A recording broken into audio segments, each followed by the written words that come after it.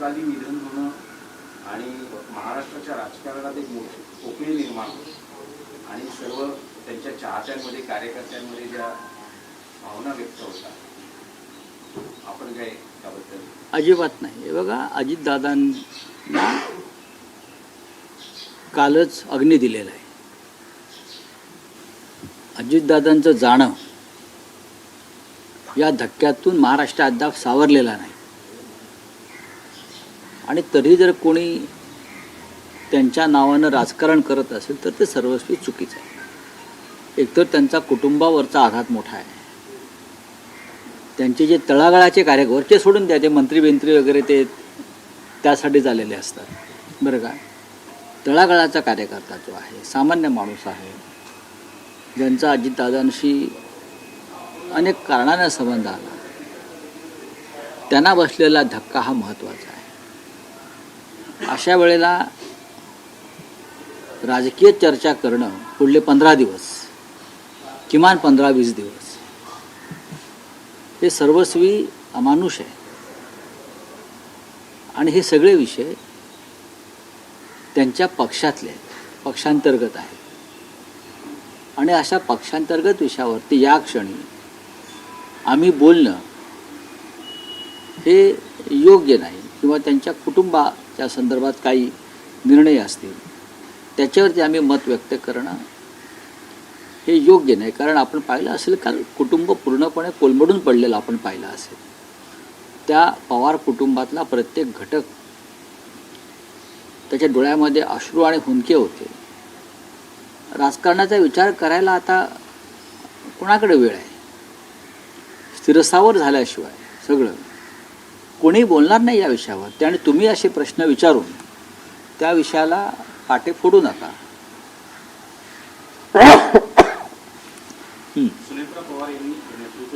आता मी काय बोललो?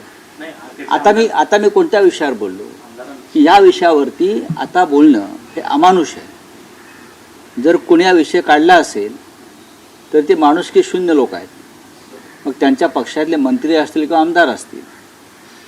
त्या बाईने आपला पती गमावलेला आहे, कुटुंबाने एक कर्ता पुरुष गमावलेला आहे, तिच्या डोळ्यामध्ये अजून अश्रूच्या धारा वाहत आहेत. अशा वेळेला तुम्ही कोणी नेतृत्व करावं ह्याच्यावरती आता पत्ते आणि डाव खेळत असाल तर ते अमानुष आहे. म्हणजे त्याच्यावरती मी बोलणार नाही आता. काल तुम्ही एक मागणी केली की जो अपघात झाला त्याची सखोल चौकशी करण्यात यावी. मी 2 मागण्या केल्या, त्या अराजकीय आहेत. ज्या पद्धतीनं DGCA, director general of civil एव्हिएशनच्या अंडर ही सगळी विमानांचं काम असतं, पायलट्स, मेंटेनन्स, वैधता अवैधता अशा अनेक गोष्टी असतात, त्याच्यावरती DGCAचं नियंत्रण असतं. आणि गेल्या काही काळामध्ये अशा अनेक विमानांच्या अपघातामध्ये प्रमुख लोकांचं निधन झालेलं आहे. काही कमर्शियल फ्लाईट्स कोसळले. अहमदाबादला एअर इंडियाचं फ्लाईट कोसळलं, 300च्या आसपास लोकांचा मृत्यू झाला. त्यात ते गुजरातचे माजी मुख्यमंत्री विजय रूपाणी यांचं निधन झालं. कुटुंब जळून खाक झाले. अशा वेळेला तुम्ही फक्त असं एखादा अपघात झाल्यावर चौकशी करण्याची घोषणा करता. त्या चौकशीचं पुढे काय होतं? बारामती एअरपोर्टला रडार नव्हतं अशी माझी माहिती आहे. ATC नव्हतं, कोणतीही यंत्रणा नव्हती. एक एअर स्ट्रीप होती आणि विमानं उतरत होती VIPंची. हे जर खरं असेल तर त्याला जबाबदार DGCA आहे. ATCची यंत्रणा नाही, रडारची यंत्रणा नाही, खाली बारामतीच्या विमानतळावर पुरेसा स्टाफ नाही, आणि त्या विमानतळावरती अनेक महत्त्वाचे लोक उतरत आहेत, अगदी गौतम अडाणीपासून ते अजितदादा पवार आणि शरद पवार साहेबांपर्यंत. मग अशा अपघाताला जबाबदार कोण? मग अशा अपघातांची सगळ्यात चौकशी होणं गरजेचं आहे ना. आम्ही महाराष्ट्राचा एक महत्त्वाचा माणूस त्यात गमावलेला आहे, अजित पवारांसारखा. याची जबाबदारी DGCAला घ्यावी लागेल. अशा प्रकारचे एअर स्ट्रीप किंवा विमानतळं तुम्ही चालू कशी देता?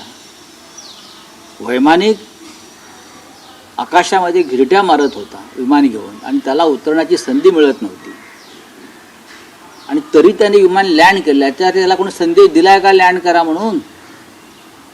व्हिजिबिलिटी नाही म्हणतायत, ATCची यंत्रणा नाही आहे तिकडे. पहा ना जाऊन तुम्ही, ATCची यंत्रणा नाही, रडार व्यवस्था नाही. ज्या ज्या गोष्टी विमान संचलनासाठी आवश्यक असतात त्या बारामती विमानतळावर नसतील किंवा महाराष्ट्रामध्ये देशामध्ये अन्य विमानतळावर नसतील तर DGCA काय करत आहे? हा प्रश्न उपस्थित कोणाच्या मनात का होऊ नये? पाहिलाच पाहिजे ना. अजितदादांच्या बद्दलच्या आठवणी अनेक नेत्यांनी मांडल्या. त्यातली एक महत्वाची आठवण पुण्यातील स्थानिक नेते अंकुश काकडे यांनी व्यक्त केली. त्यांनी सांगितलं की त्यांना अजितदादांनी सांगितलं होतं की आपण शरद पवारांच्या जवळच्या आहात, आपण श्रीनिवास पाटील, विठ्ठल अशी व्यक्ती, तर तुम्ही शरद पवार साहेबांना सांगा की दोन्ही राष्ट्रवादींचं एकत्रीकरण व्हायला पाहिजे. अजितदादांची इच्छा होती. या विषयावरती बरोबर आहे, मी मगाशी म्हणालो की या विषयावरती आता चर्चा करणं योग्य नाही. आत्ता याला काही काळ जावा लागेल. या अनेक विषयात माझ्याकडे सुद्धा माहिती आहे आणि मी याच्यावरती भाष्य केलेलं आहे यापूर्वी. माननीय शरद पवार साहेबांशी सुद्धा किंवा सुप्रियाताईंशी याच्यावरती आमची अनेकदा चर्चा झालेली आहे. पण आत्ता त्याच्यावरती चर्चा करण्याची ही वेळ नाही. वेळ द्यावा लागेल, थांबावं लागेल. राजकारण कोणासाठी थांबत नाही हे जर खरं असलं तरी झालेला आघात हा असह्य आहे. तुम्ही म्हणालात की 2 मागण्या केल्या, त्यातली एक मागणी तुम्ही अपघाताच्या चौकशीची सांगितली, दुसरी मागणी तुमची काय? दुसरी मागणी अशी आहे की अजितदादा पवार यांना भारतीय जनता पक्षाकडून नेत्यांकडून सगळ्यात ते सर्वपक्षीय सर्वमान्य नेते होते, श्रद्धांजली वाहिली जाते.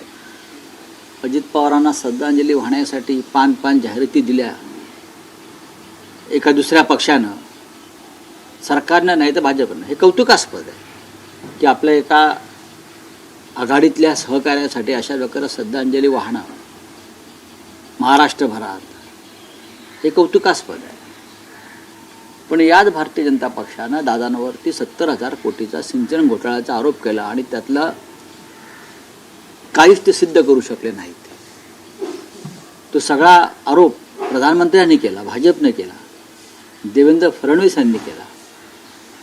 माझी अशी विनंती आहे, मी मागणी म्हणत, माझी विनंती आहे, दादांवर जर खरोखर आपलं प्रेम असेल भाजपचं, जे आपण जाहिराती दिल्या, तर दादांवरील जे आरोप आपण भाजपने केले, प्रधानमंत्र्यांनी केले, ते आरोप तुम्ही मागे घ्या. तीच त्यांना खरी श्रद्धांजली ठरेल. ही राजकीय मागणी आहे, यात राजकारण नाही. हे आमचं दादांवरचं प्रेम आहे. आम्ही सुद्धा तडफडलो की दादांवरती असे आरोप करून तुम्ही काय मिळवलं. बरं, असे आरोप ते भुजबळांवरती केले, भुजबळ निर्दोष सुटले. प्रफुल्ल पटेलवरती केलं, आमच्या पटेलांवर केले, ते निर्दोष सुटले. सगळ्यांवरती आरोप करून निर्दोष सुटले. आमच्यावरती आरोप केले, आम्ही तुरुंगात गेलो. उद्या भविष्यामध्ये कोर्ट आम्हालाही सोडेल. पण अजितदादा आपल्यात नाही आहे. नुसता श्रद्धांजली आणि जयंत्यांच्या वेळेला श्रद्धांजली वाहू नका. त्यांच्यावर जे तुम्ही आरोप केले होते 70,000 कोटी, खळबळजनक आरोप प्रधानमंत्र्यांनी केला, देवेंद्रजींनी केला, ते आरोप तुम्ही आता विनाअट मागे घेतले पाहिजेत की आरोप खोटे होते. तीच अजितदादांना खरी श्रद्धांजली ठरेल. यात मी काही चुकीचं बोलत नाही. यात राजकारण नाही. कसलं कोर्ट बिरट, कुठली केस आहे कोर्टामध्ये? कुठली केस आहे कोर्टामध्ये सांगा ना. मागे घ्या, सरकारने टाकली असेल ना. आरोपच खोटा आहे. त्यांच्यावरचे आरोप खोटे असल्यामुळेच तुम्ही त्यांना मिनिस्ट्रीमध्ये, कॅबिनेटमध्ये घेतलं ना. त्यांच्यावरचे आरोप हे बकवास, खोटे, बनावट असल्यामुळेच त्यांना तुम्ही तुमच्या मंत्रिमंडळात घेऊन माझे जवळचा मित्र, सहकारी, खंदा सहकारी वगैरे आता जे म्हणताय ते कशा करता मग? किंवा प्रधानमंत्र्यांनी श्रद्धांजली वाहिली, उत्कृष्ट प्रशासक, पारदर्शक राजकारणी वगैरे वगैरे, आणि गृहमंत्र्यांना खास सरकारतर्फे पाठवलं ना त्यांना श्रद्धांजली वाहायला, किंवा भाजपचे अध्यक्ष आले नितीन नवीन. याचा अर्थ ते निर्दोष आहेत म्हणून तुम्ही आलात. मग अशा निर्दोष व्यक्तीवरती केलेले आरोप मागे घेणं ही त्यांना खरी श्रद्धांजली राहील. बोला. चंद्रपूरच्या 3 नगरसेवकांचा अपहरणाचा प्रयत्न हा सह्याद्री आपल्या समृद्धी हायवेवर झालेला पाहिला. मारण्याची धमकी देखील दिली गेली. हे चंद्रपूरचं राजकारण आणि चंद्रपूरचं कशाला, महाराष्ट्राचंच राजकारण या पद्धतीने चाललेलं आहे. अद्याप मुंबईचा महापौर निवडला जात नाही. का निवडला जात नाही? तारखा पुढे पुढे जात आहेत. आता अजितदादांच्या जाण्याच्या निमित्तानं काही करतात की दादा गेले, अमुक गेले, हे सगळं बकवास आहे. ह्यांच्यामध्ये अजून मतभिन्नता आहे. समित्यांचं वाटपाची चर्चा अडकलेली आहे. कोणी कोणत्या समित्या घ्याव्यात बरं का, त्याच्यावरून त्यांच्यामध्ये एकमत होत नाही, म्हणून ते महापौर पदाची निवडणूक पुढे ढकलत आहेत. लक्षात घ्या, हे असं राजकारण आहे महाराष्ट्रामध्ये. निवडणूक घ्या ना महापौर पदाची. नगरसेवक निवडून आलेले आहेत, त्यांना सभागृहात येऊ द्या, त्यांचा कार्यकाळ सुरू होऊ द्या. पण तुम्ही अजूनही थांबलेला आहात, कारण भाजपा आणि शिंदे गटामध्ये महापालिकेतले सत्तेचं वाटप हे अडकून पडलेलं आहे.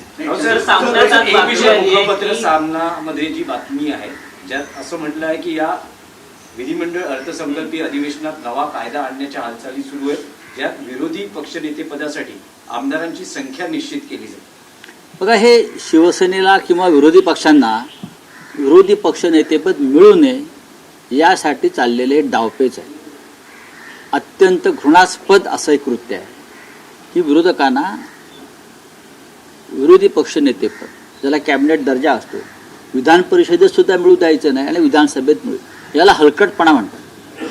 आणि या हलकटपणामध्ये जे सामील झालेले आहेत ते महाराष्ट्राची बदनामी करतायत लोकशाहीच्या दृष्टीनं.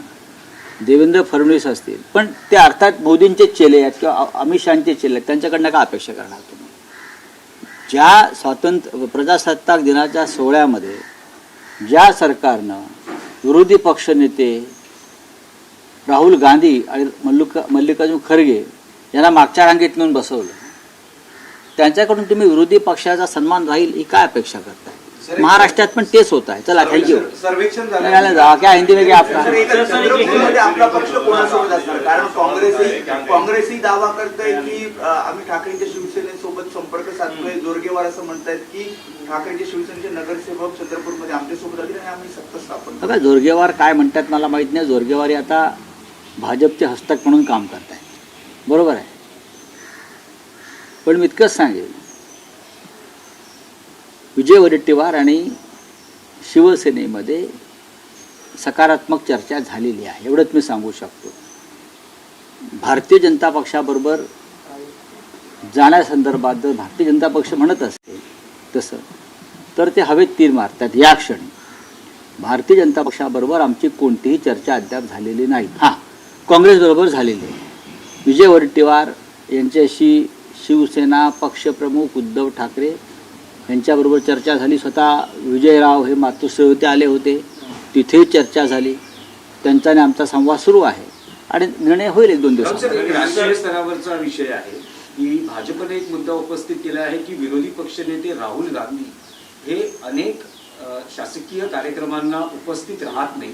त्यांनी अनेक उदाहरणं दिली आहेत. गेल्या वेळेसचा स्वातंत्र्य दिनाचा कार्यक्रम असेल, काल कर्तव्य पथावर झालेली परेड असेल, चीफ जस्टिसची नियुक्ती असेल, त्यावेळेस प्रोटोकॉल प्रमाणे चीफ जस्टिसची नियुक्ती, अशा अनेक शासकीय प्रोटोकॉल प्रमाणे त्यांनी प्रजासत्ताक दिनाच्या सोहळ्यात राहुल गांधी उपस्थित होते. तुम्ही त्यांचा काय मान सन्मान ठेवलात?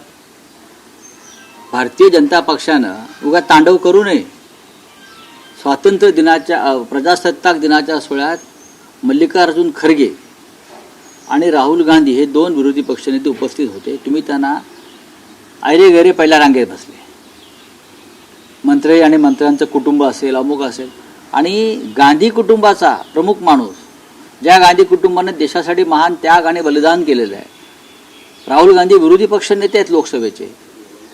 तुम्ही त्यांना मागच्या रांगेत बसवता आणि काय तुम्ही प्रोटोकॉलच्या गोष्टी करता ढोंगी.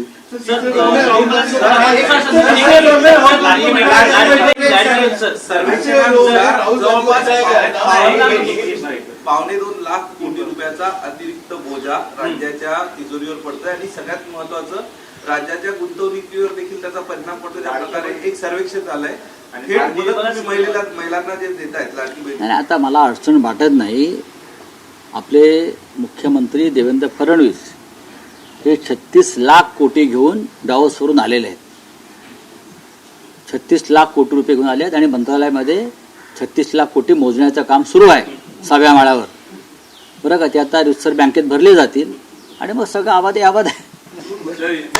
तुम्हाला असं वाटतंय का की आता लाडकी बहीण बघा गुंडाळणी बघा महाराष्ट्राची आर्थिक परिस्थिती अत्यंत ढासळलेली आहे, अत्यंत कोसळली आहे, जमीनदोस्त झालेली आहे.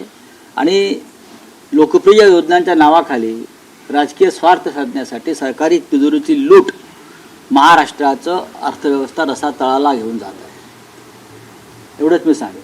सर, राहुल गांधी को और कबीर को कास्ट की कल्चर में बिठाया गया था, इस पर क्या कहना है? नहीं, मैंने पहले भी कहा है, ये सरकार जो है चाहे महाराष्ट्र की हो या चाहे केंद्र की हो, नेता प्रतिपक्ष के बारे में जो उनका रवैया है ये लोकतंत्र के लिए ठीक नहीं है. राहुल गांधी जी, मल्लिकार्जुन खड़गे जी ये लीडर ऑफ अपोजिशन है लोकसभा में, राज्यसभा में, बहुत सीनियर नेता है और प्रोटोकॉल के अनुसार दोनों विरोधी पक्ष नेता प्रतिपक्ष को सम्मान के साथ वहाँ उनकी जगह देनी चाहिए. लेकिन मैंने देखा है कि फर्स्ट रो सेकंड रो में ऐसे लोग बैठे थे जिनका कोई प्रोटोकॉल से संबंध नहीं है और राहुल जी और खड़गे साहब पीछे बैठे हैं. ये दिखने में बहुत ही विदारक चित्र था लोकतंत्र के लिए, प्रोटोकॉल के लिए.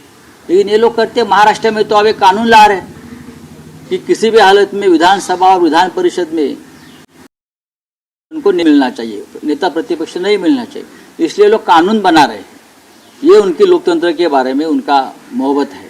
सर, बारामती में बारामती एयरपोर्ट पे सुविधा नहीं है, फिर भी वीआईपी वहाँ पे उतरते हैं, किस तरह से देखते हो सर? देखिए, मैंने पहले भी कहा है कि इस एक्सीडेंट की जांच होनी चाहिए.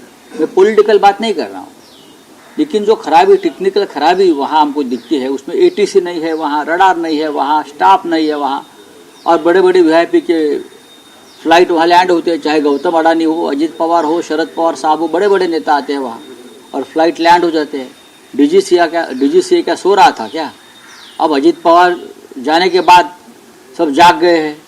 हाँ, ऐसे देश में, हमारे महाराष्ट्र में और देश में ऐसे बहुत से एयर स्ट्रिप और एयरपोर्ट है, बना के रखे, लेकिन कोई यंत्रणा नहीं है, सिस्टम नहीं है. हाँ, कोई टेक्निकल फैसिलिटी नहीं है, रडार नहीं है, टावर्स नहीं है, एटीसी नहीं है, और विमान उतर रहे हैं, टेक ऑफ हो रहा है. अजित पवार को हमने इस वजह से खोया है. सर, अजित पवार